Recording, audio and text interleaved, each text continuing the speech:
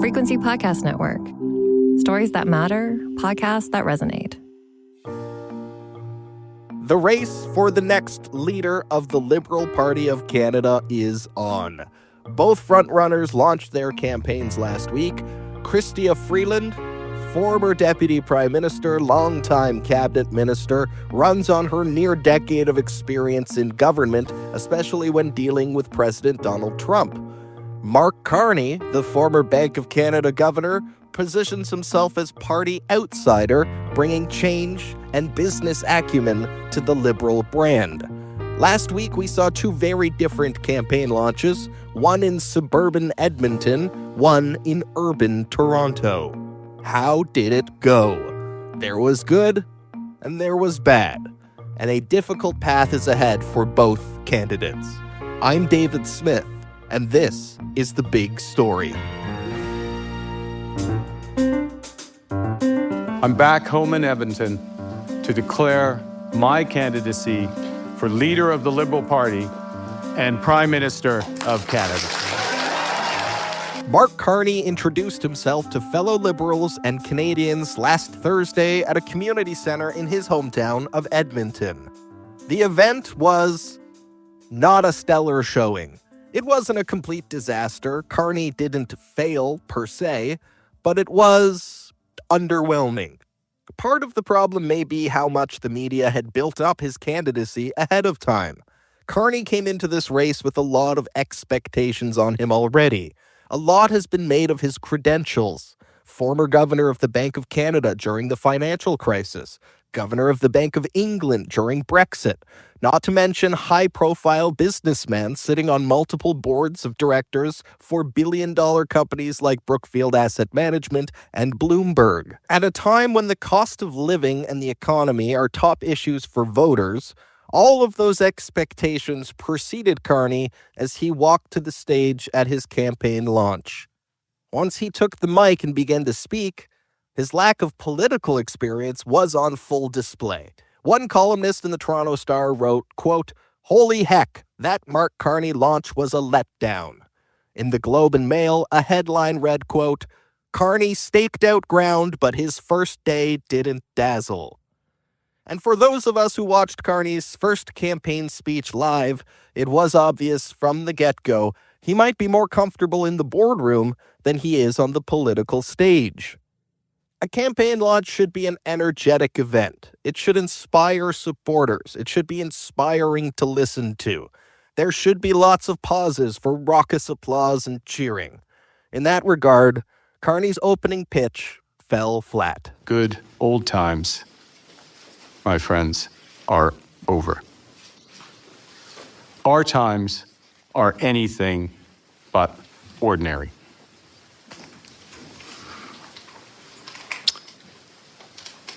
The system, it's not working as it should. And it's not working as it could.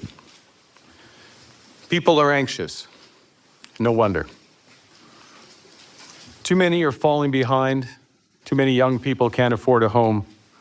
Too many people can't find a doctor. He read notes on a lectern with more than a few pregnant pauses between lines. He was monotone at times. The pace of the speech dragged.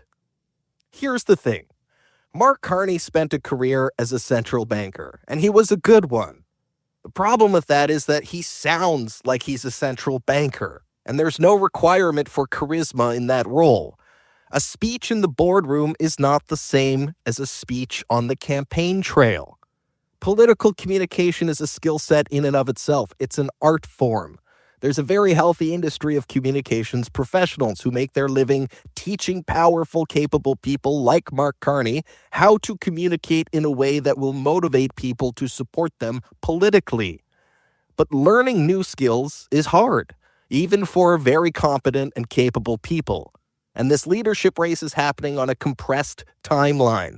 Carney is up against the clock to find his voice as a public figure. On the upside, for the Carney campaign, the substance of his speech was better than its delivery. What he said was better than how he said it. Carney has at least correctly identified the mood of the public. Change. This will be a change election. This election will be about what kind of change people want to see. The kind of change that Pierre Poilievre and the Conservatives represent, or the kind of change Mark Carney represents, if he's chosen as Liberal leader. On that front, Carney did have some good messages. Just as Pierre Poilievre's soundbites won't deliver for Canadians, we can't achieve our full potential with the ideas of the far left.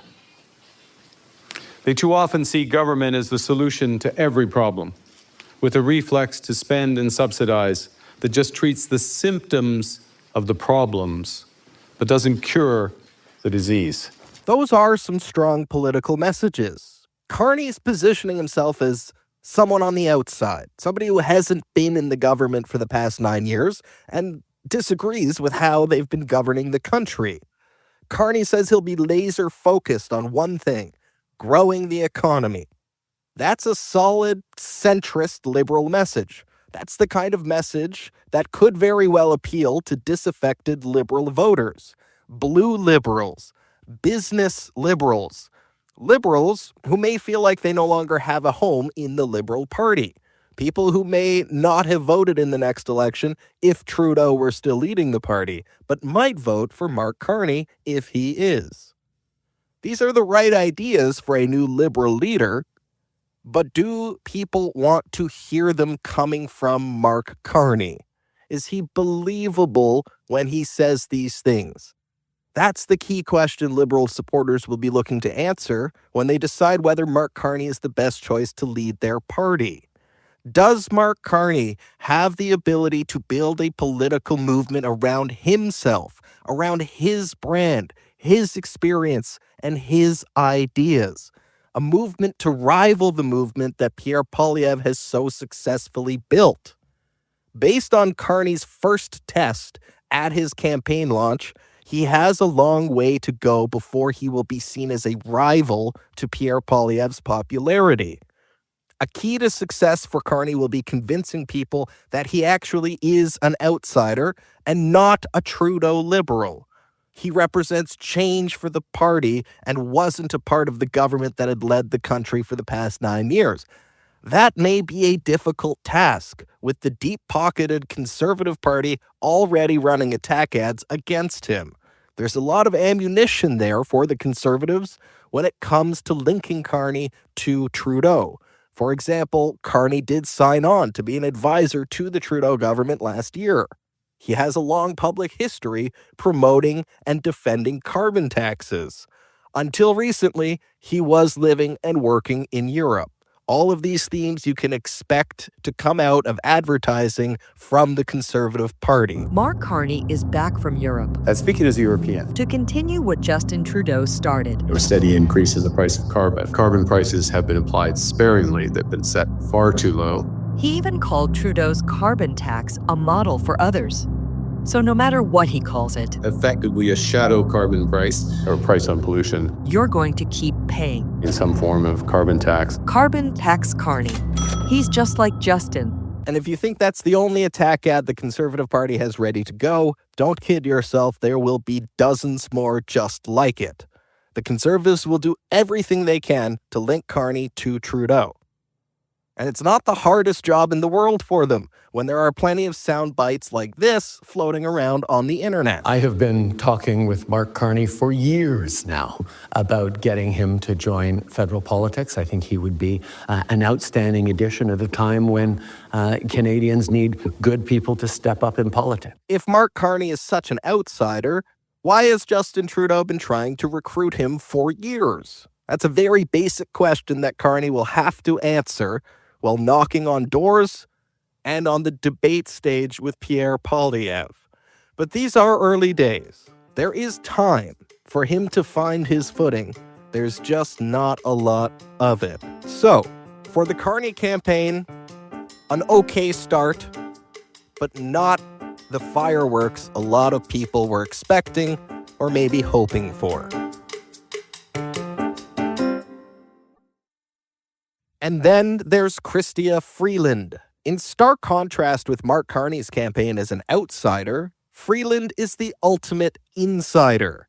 She's been with the Trudeau government since day one, loyal lieutenant, deputy prime minister, and held the most powerful cabinet portfolio, Minister of Finance, since 2020. Her campaign launch was Sunday at a Boys and Girls Club in her downtown Toronto riding. It got off to a very, very bad start. As soon as Chrystia Freeland took the stage, the event was immediately disrupted by protesters. I am so glad to be here at the St. Albans Boys and Girls Club today. At one point, protesters got onto the stage and held a large banner that read, "Freeland, Deputy Gravedigger." Another protester crashed the stage, later holding a large Palestinian flag.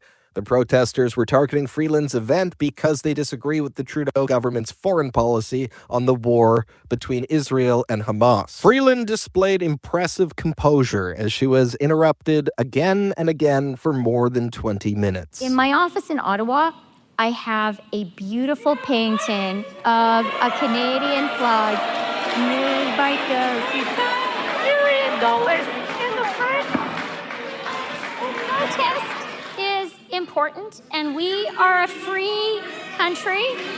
We're a free country, and one of the great things about our country is that people are free to express dissenting points of view. Let's be respectful of democracy, and let's be respectful of the kids at this Boys and Girls Club. There's no beating around the bush. That was a total disaster for the Freeland campaign. It's the worst case scenario for doing any kind of live political event. There were no protesters at Mark Carney's campaign launch. Nobody rushed the stage on him or banged on the doors while he was speaking. But Mark Carney hasn't been the face of an increasingly unpopular government. The protesters crashing Freeland's launch are symptomatic and symbolic of her greatest challenge, distancing herself from her own record as part of the Justin Trudeau government. Freeland finally did launch into her speech in earnest, starting with her backstory, growing up in Alberta in a farming community as the daughter of a Ukrainian immigrant, her road to Ivy League University, and her time as a journalist in Russia after the fall of the Soviet Union. She retold the story of how she joined Justin Trudeau's Liberal Party in 2013 and went on to join the Trudeau government after the 2015 election. Again, if Mark Carney is an outsider, Chrystia Freeland, the ultimate insider. That may be why Freeland is positioning her campaign totally different than Mark Carney. Her campaign is built around the central issue of dealing with Donald Trump. I led the fight to save NAFTA and Canadian jobs, even when the Conservatives wanted me to back down. Freeland was Canada's negotiator when NAFTA was renegotiated in Trump's first term. She will be leaning heavily on that experience to convince Liberals she is the right person to lead them in the next election. That's a section of Chrystia Freeland's resume that does not appear on Mark Carney's. Freeland is the only candidate in this race who has experience negotiating with a Trump administration. That is seemingly her biggest strength. And she is accurately tapping into Canadians' anxiety about a possible trade war with the U.S. and what that will mean for people's pocketbooks and the Canadian economy. This is a good strategy for Freeland. It allows her to focus her campaign around looking forward rather than backward. That will be critical, because if her campaign isn't about looking into the future, all of the focus will be on Freeland's biggest weakness, her biggest liability, and that is her record. 9 years in the Trudeau government, the last 5 as Minister of Finance and Deputy Prime Minister. Freeland's biggest challenge will be answering for the Liberal record, which has landed them at an all-time low in the polls. A good way to distance herself from that liability is by changing the conversation, making this election about Donald Trump and a trade war, rather than change from the status quo in Ottawa. Our country is facing what could well be an existential threat. Tomorrow, Donald Trump will be inaugurated as President of the United States. He has threatened to hit Canada with 25% tariffs on everything we sell to the US. He wants to steal our jobs and drive away investment. She announced a very specific policy right out of the gate. As Prime Minister, she says she will respond to any tariffs Trump puts on Canadian goods with dollar-for-dollar reciprocal tariffs on American goods. Freeland, like Carney, said that the Liberal Party needs to be laser-focused on growing the economy. Good jobs, homes they can afford, and great care for their kids. They want a government that is as careful with Canada's money as Canadians are with their own. But what she didn't say was how her approach to that would differ from what she has been doing as Minister of Finance since 2020. Everything that's wrong with the Canadian economy right now, inflation, interest rates, unemployment, slow growth, stagnant wages, it all happened on her watch as a member of Justin Trudeau's cabinet since 2015. What's different now? She will have to come up with a way to answer that question if she wants to outflank Mark Carney on his economic message. Another thing Freeland did not clearly address in her speech was the carbon tax. Freeland has spent 6 years as a Trudeau government cabinet minister defending the tax and voting to increase it. There have been reports that Freeland will make getting rid of the carbon tax part of her campaign platform. But at her campaign launch, she was asked by a reporter to explain her position on the policy, and this is what she said. I think we all know we have to fight against climate change. We all get that. We need to do it for our kids. We need to do it for the planet. Liberals believe in that, and that is a fight that has to continue. But it is also the case that we need to get better at listening to Canadians and at listening to what Canadians are telling us. And we have heard very clearly from Canadians in provinces where there is a consumer-facing price on carbon that they don't like it. That's something that we have to listen to. Democracy means when people tell you something, you have to listen. And I will say, our party hasn't been good enough at that. That has to change, and I am going to change that.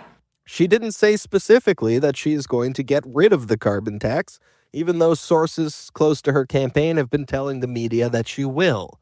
Why the disconnect there? If her plan is to scrap the tax, why not say out loud, I plan to scrap the carbon tax?